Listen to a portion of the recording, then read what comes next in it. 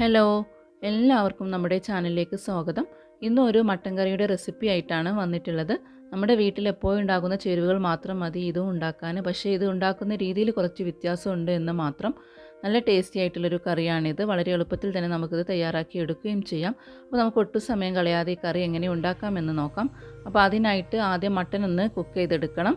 കുക്കറിലേക്ക് 1/2 kilo mutton കഴുകി വൃത്തിയാക്കിയതിന് ശേഷം ഇട്ട് കൊടുക്കുന്നുണ്ട്. ഇനി ഇതിലേക്ക് ഒരു 1/2 ടീസ്പൂണോളം മഞ്ഞൾപ്പൊടിയാണ് ഇട്ട് കൊടുക്കുന്നത്. ഇനി ഇതിലേക്ക് ആവശ്യത്തിനുള്ള ഉപ്പ് ചേർത്ത് കൊടുക്കാം. ഇനി ഒരു 1/4 കപ്പ് മുതൽ 1/2 കപ്പ് വരെ വെള്ളം ചേർക്കാവുന്നതാണ്. ഇനി വെള്ളം ചേർത്തതിന് ശേഷം ഇതൊന്ന് മിക്സ് ചെയ്തെടുക്കാം. അതിനുശേഷം കുക്കർ ഒന്ന് അടച്ചു വെച്ചിട്ട് ഞാനിപ്പോൾ ഒരു 2 വിസിൽ വരുന്നത് വരെയാണ് ഇത് കുക്ക് ചെയ്തെടുത്തത്. അപ്പോൾ നിങ്ങൾ എടുക്കുന്ന മട്ടൻ്റെ വേവിനനുസരിച്ചിട്ട് ഈ എടുക്കുന്ന വിസിലിൽ വ്യത്യാസം വരും. ഇതേ സമയം തന്നെ മിക്സിയുടെ ചെറിയ ജാറെടുത്ത് അതിലേക്ക് ഒരു വലിയ തക്കാളി ഇട്ട് കൊടുക്കാം. ഇതുപോലെ ഒന്ന് കഷ്ണങ്ങളാക്കിയിട്ടാണ് ഇട്ട് കൊടുക്കുന്നത്. ഇനി ഇതിലേക്ക് ഒരു ചെറിയ കഷ്ണം ഇഞ്ചിയും ഒരു 3 അല്ലി വെളുത്തുള്ളി ഇട്ട് കൊടുക്കുന്നുണ്ട്. അത് ഒന്ന് കഷ്ണങ്ങളാക്കിയിട്ടാണ് ഇട്ട് കൊടുക്കുന്നത്. ഇനി ഇതിലേക്ക് ഒരു 1/4 ടീസ്പൂണോളം വലിയ ജീരകമാണ് ഇട്ട് കൊടുക്കുന്നത്. അതുപോലെ തന്നെ 1 ടീസ്പൂണോളം ചെറിയ ജീരകം ചേർക്കുന്നുണ്ട്. ഇനി ഇതിലേക്ക് ഒരു 2 ടീസ്പൂൺ മുളക് പൊടിയാണ് ചേർക്കുന്നത്. ഇപ്പോൾ കാശ്മീരി മുളക് പൊടി ഉണ്ടെങ്കിൽ അത് 1 ടീസ്പൂൺ കൂടെ ചേർക്കാവുന്നതാണ്. ഇനി ഇതിലേക്ക് ഒരു 2 ടീസ്പൂൺ തന്നെ മല്ലിപ്പൊടിയും ചേർക്കുന്നുണ്ട്.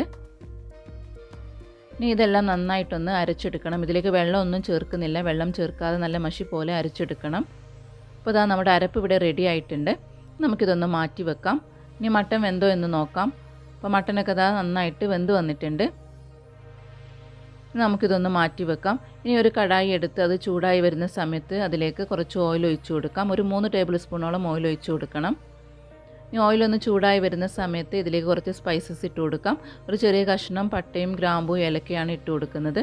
ഇനി ഇതിലേക്ക് ഈ കറുത്ത ഏലക്കയും ചേർത്ത് കൊടുക്കുന്നുണ്ട്. അതുപോലെ തന്നെ കുറച്ച് ബേ ലീഫ് ഇട്ട് കൊടുക്കുന്നുണ്ട്. അതൊന്ന് കഷ്ണങ്ങളാക്കിയിട്ടാണ് ഇട്ട് കൊടുത്തിട്ടുള്ളത്. ഇനി ഇതിലേക്ക് കുറച്ച് കുരുമുളകാണ് ഇട്ട് കൊടുത്തിട്ടുള്ളത്. ഇനി ഇതൊന്ന് ചെറുതായിട്ടൊന്ന് മൂപ്പിച്ചെടുക്കാം.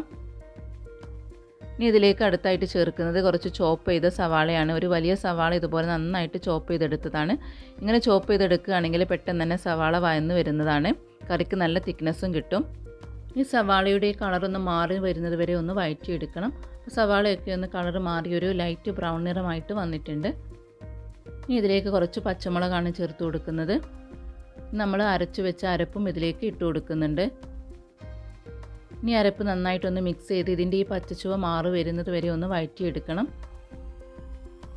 ഇതിലെ വെള്ളമൊക്കെ ഒന്ന് വറ്റി എണ്ണയൊക്കെ മുകളിലോട്ട് തെളിഞ്ഞ് വരുന്നത് വരെയാണ് വഴറ്റിയെടുക്കേണ്ടത്. എന്നാലേ നമ്മുടെ കറിക്ക് നമ്മൾ വിചാരിച്ച ടേസ്റ്റ് കിട്ടുള്ളൂ. അപ്പോൾ നന്നായിട്ട് തന്നെ വഴറ്റിയെടുക്കാനായിട്ട് ശ്രദ്ധിക്കണം.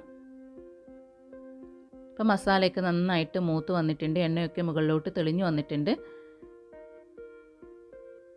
ഇനി നമുക്ക് ഈ വേവിച്ച് വെച്ച മട്ടനാണ് ഇതിലേക്ക് ഇട്ട് കൊടുക്കുന്നത്. അപ്പോൾ മട്ടൻ ചേർക്കുന്ന സമയത്ത് അതിൻ്റെ ആ ചാറോട് കൂടിയിട്ട് തന്നെ ചേർക്കുക. ഇത് നന്നായിട്ടൊന്ന് മിക്സ് ചെയ്തെടുക്കുന്നുണ്ട്. ഇനി ഇതിലേക്ക് വേറെ വെള്ളമൊന്നും ചേർക്കുന്നില്ല. ഈ വെള്ളത്തിൽ കിടന്നിട്ടാണ് ബാക്കി മട്ടനെ വേവിച്ചെടുക്കുന്നത്. നന്നായി മിക്സ് ചെയ്തെടുത്തതിന് ശേഷം നമുക്കിതൊന്ന് അടച്ചു വെച്ചിട്ട് ഒരു 15 മിനിറ്റ് മീഡിയം ഫ്ലെയിമിലിട്ടിട്ട് ഒന്നുകൂടെ ഒന്ന് കുക്ക് ചെയ്തെടുക്കാം. അപ്പോൾ 15 മിനിറ്റ് കഴിഞ്ഞിട്ടുണ്ട്. നമുക്കൊന്ന് തുറന്ന് നോക്കാം. അപ്പോൾ അതാ നമ്മുടെ കറിയൊക്കെ ഇവിടെ നന്നായിട്ട് കുറുകി അതിൻ്റെ എണ്ണയൊക്കെ മുകളിലോട്ട് തെളിഞ്ഞു വന്നിട്ടുണ്ട്. അപ്പോൾ ഇത് അത്യാവശ്യം നല്ല കട്ടിയിലുള്ള ഒരു കറി തന്നെയാണിത്. ഇനി ഇത് അതായത് തണുക്കുന്ന സമയത്ത് ഒന്നുകൂടി ഒന്ന് കുറുകി വരും.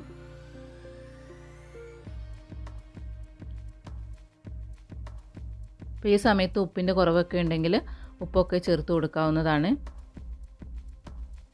ഇനി നമുക്കിതിലേക്ക് അവസാനമായിട്ട് കുറച്ച് ഒരു ഗരം മസാല കൂടി ചേർക്കുന്നുണ്ട്. ഒരു 1/2 ടീസ്പൂണോളം ഗരം മസാലയാണ് ചേർക്കുന്നത്.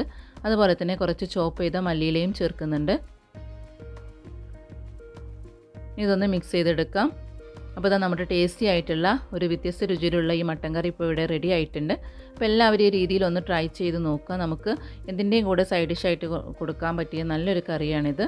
അപ്പോൾ എല്ലാവർക്കും ഈ റെസിപ്പി ഇഷ്ടമായി എന്ന് വിശ്വസിക്കുന്നു. അപ്പോൾ ഇഷ്ടപ്പെട്ടാൽ നമ്മുടെ ചാനൽ സബ്സ്ക്രൈബ് ചെയ്യാനും ലൈക്ക് ചെയ്യാനും ഷെയർ ചെയ്യാനും മറക്കരുത്. അപ്പോൾ വീണ്ടും ഇതുപോലെ ഈസി ആയിട്ടുള്ളതും അതുപോലെ ടേസ്റ്റി ആയിട്ടുള്ള റെസിപ്പിയുമായിട്ട് ഞാൻ വരുന്നതാണ്. താങ്ക്